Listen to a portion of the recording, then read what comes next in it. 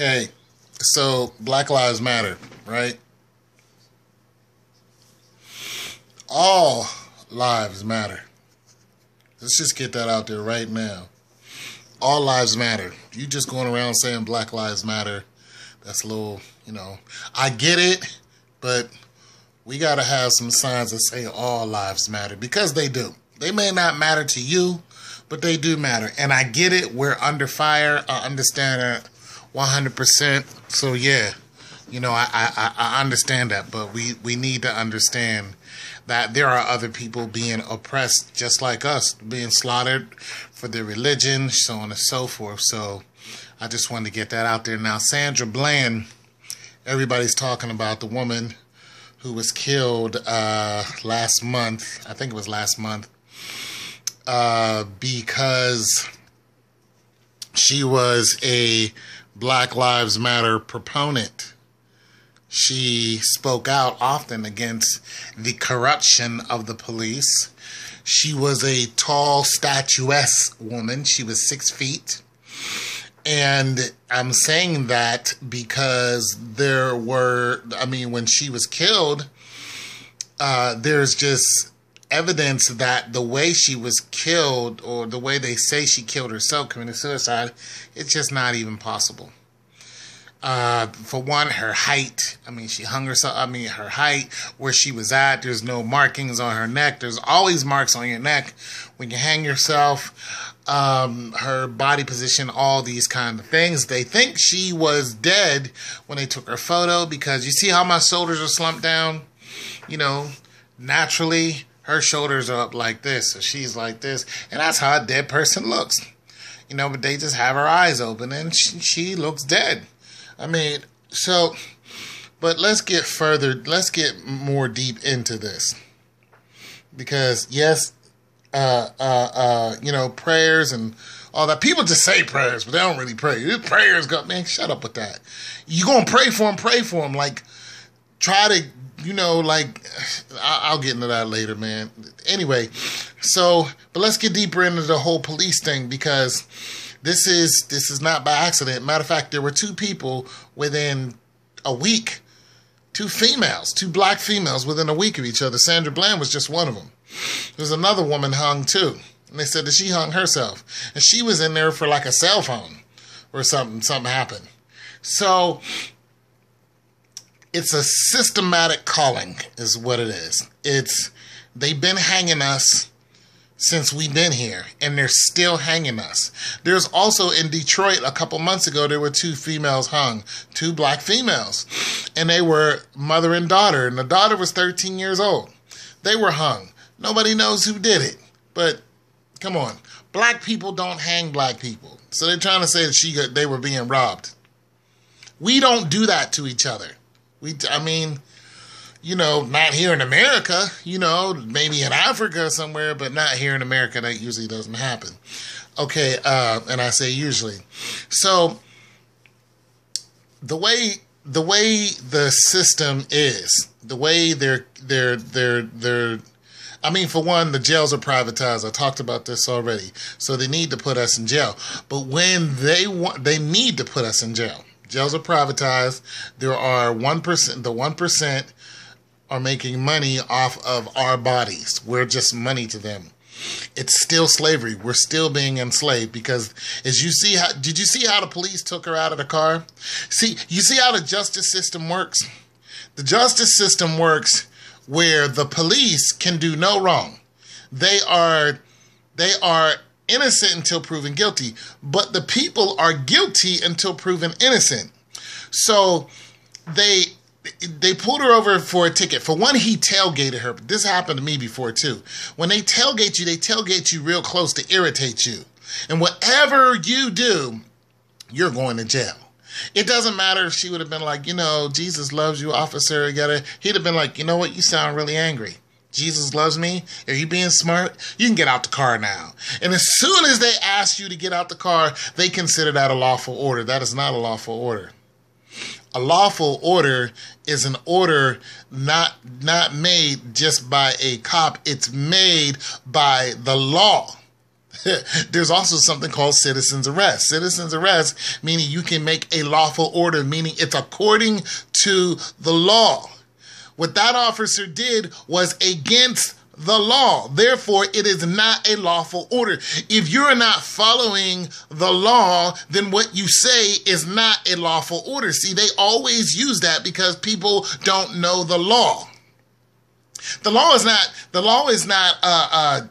not just for one person or one sect or one set of people or one race. The law is supposed to be the law. But you see how they wield the law. They've been doing this for hundreds of years. I gave you a lawful order. You did not give that woman a lawful order. I got to sneeze. Hold on. I'm sorry.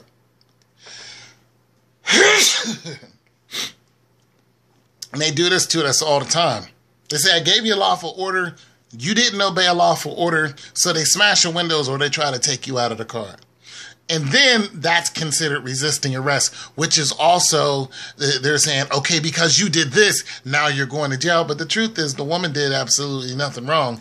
And whatever infraction of the law that she committed in the car, you gave her a ticket for it. But see, this is how the jail system works. They just want to take you to jail for anything because they need bodies in jail. I mentioned this before. California, 22 jails built, 1 university. This is no accident. We have a new jail here where I live, too. They snatch people up all the time. Sir, can you please get out the car? Why? See, if you knew the law, but here's what they're doing. Even if you know the law, they're just saying, get out the car. Like, it's against the law for you to tell me to get out the car when I committed no infraction. I do not consent to a body search. I do not consent to my car search. You need to have a warrant to search my car. Sir, if you say anything else, you're going to jail. See, they're acting outside of the law. So now what they're saying is not a lawful order. You're acting outside of the law. The law does not state that.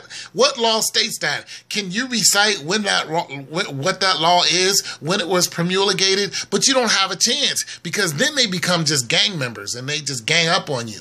They surround you and jump you, pin you to the ground, beat you up, which is what happened to her. And then they take you to jail and they blame you for it. Listen, they went so far as to beating up a man and blaming them because the blood got on them. They beat him up and then said, and then charged him because blood got on this man, on the black man, because of them beating him up. These officers are not acting according to the law. They're breaking the law. They're breaking the law. They'll take your car. They impound your car. Everybody knows the rhythm. When they ask you to get out the car, if you say, no, I don't have to get out the car according to the law, what do? They pull a gun on you. Sometimes they shoot you. Sometimes they just break your windows. They don't care if your wife and kids are in the car. They don't care. They pull you out of the car. They put you in handcuffs, which is accosting you. That's assault. When you're acting outside of the law, the whole transaction outside of the law is against the law. Y'all see where I'm going with this? These officers are breaking the law. And they're doing it on purpose. Because they want you to fear them. They want you to know that no matter what you do, we are in charge. But that's not true. Officer is supposed to be for the people. And actually, an officer was supposed to be voted in by the people. Remember when you knew who the officer was? Now when an officer pulls you over, you have no idea who he is. You go look around in your neighborhood. We used to know who the cops were. You don't know who the cops are now. Why? Because the cops used to be voted in. It was by choice of the people. And that hasn't happened since like 49 or 59 or something like that. It's by choice of the people. It's no longer by choice of the people. If you look at all the cases of where black people have been shot, these people are just going outside the law. They're making it up. Like the George Zimmerman case, they just made it up. He could have saved himself. Did this guy just murdered a kid? Oh, he could have saved himself. Tamir Rice. Oh, it's Tamir Rice's fault that he got shot and killed. It's a 12-year-old boy. Who kills 12-year-old children and then says it's their fault? There's a man who his 5-year-old daughter just got shot. And because he's a notorious gangster, oh, it's your fault that your little girl you just killed a child. See, there's no blame on them because they're the ones who make the law. And they make it up as they go.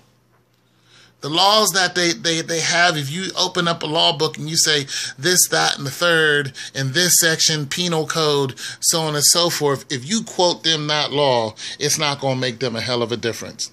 You're still going to get out the car and you're still going to jail and your car is going to get impounded. Why? Because they want the money. They don't care how smart you are. I'm telling y'all this because no matter what we do, they're still going to snatch us up because they need to. They need to have us in the system. That's what we have to fight against. All this walking around with our hands up and don't shoot, that doesn't do anything. And let me not say that. Because that does something. It shows a show of force. It scares them. But if we did it in a more organized way, if we were like the ants, if we was like organized down to the letter, to the T, all of us, not some of us wilding out over here, not some of us with don't shoot, put your hands down. When Diallo got shot, put your wallet up. That doesn't matter. What matters is organizing as a group. When they see thousands and thousands of us getting together, what start happening all over the cities? You know what they start doing after they seen Chicago, after they seen Louisiana, and after they see other parts of the country going, and even people outside of the country. You know what they did? They got a whole bunch of tanks and a bunch of ammunition. The police are no longer the police. Sandra Bland was not killed on accident. She was hung on purpose. And she won't be the last. And their excuse is going to be suicide again. She killed herself, or she got into a fight, or he got into a fight, or this, that, and the third. I'm just telling y'all that because you got to see what's really, really, really happening. And we got to understand where our power is. Our power isn't smashing their cars. Even though I understand the anger, I want to smash cars too. Our power is organizing. You know, they killed all of our black leaders, so as soon as one steps up, they try to get rid of him too. Or they try to discredit him some kind of way. Fox News, whatever. But we are all leaders, and we can all lead each other in one area or another. I'm just telling y'all that black lives do matter. But we got to prepare for the long haul. All right? I'm sorry about what happened to Sandra and the other young lady who was hung and everybody else who was hung. And we just need to be more aware. And we need to support each other. We do.